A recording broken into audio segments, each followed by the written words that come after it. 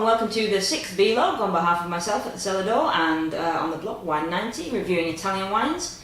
Today's a really lovely summery day in Wimbledon, and so I thought I would open. I've got a lot of wines to review, but I thought I would try this one. I'm even working on Sunday now. The Valpolicella from Allegrini is a light fruity wine that you might want to be drinking in the summer, something like this, or a Beaujolais. It's a very popular wine, Valpolicella. Well, it's popular not just because it's light and fruity and lovely, but also because there's just a lot of it about. There's about 4 million cases produced every year, of which Allegrini is obviously a very small amount. This comes from the Classico area, which is traditionally thought to be the better area for producing Valpolicella, and these wines are now growing in fame. They're getting lots of more awards and doing a lot better than they used to, so you can generally expect anything with Classico on it to be better than this kind of trash wine that people have been experiencing over the past 20 years from Valpolicella. So this area, Valpolicella area, is to the north of Verona. And the grapes in here, there's a dominant grape, the Corvina, and then they have backup grapes of Rondinella and Melina.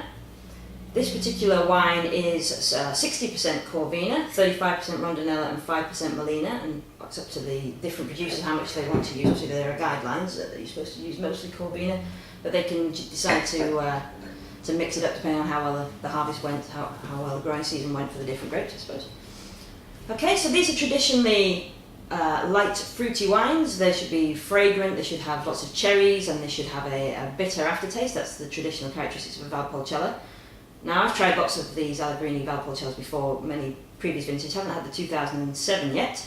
I think 2007 was supposed to be a slightly above average growing season. It's not a particularly wonderful one, but these Allegrini Valpolicellas don't tend to, they tend to be pretty stock. They don't tend to go wildly different year on year. You'll find that, unless I suppose it's a horrendous vintage, you're going to be looking at anywhere from 86 to 89 point wines, and that's where Parker puts them.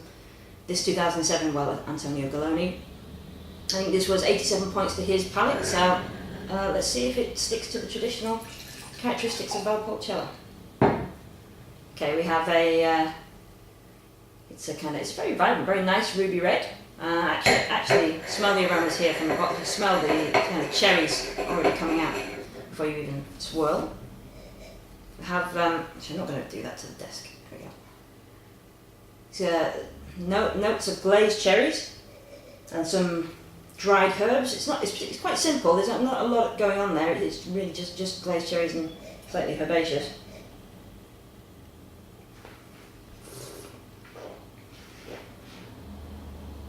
On the palate, on the finish there, it does go bitter. In the mid palate there's a strawberry and also a little bit of mocha and chocolate.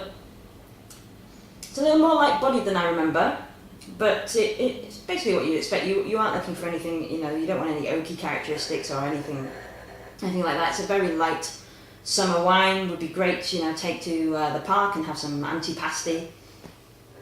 To my palate, it's 86, 87 points. It's a simple wine. It's a very enjoyable wine. It's 13% alcohol. You might know that the Amarone wines can get right up to like 15% and more. So it actually doesn't taste. It's not hot on the finish. It hides the alcohol well. Allegrini is always a solid producer of Valpolicella, and these wines retail for about £7 to £8 in the UK. You can get this wine from AG Wines, and also in the USA it's all over the place as well. You can get it, the cheapest I saw was at the Wine Buy for $11.99. That's it for today. I hope you enjoyed this and Valpolicella. I hope you're having a great Sunday, and well done to Red Bull on the F1. Thanks for watching. Bye.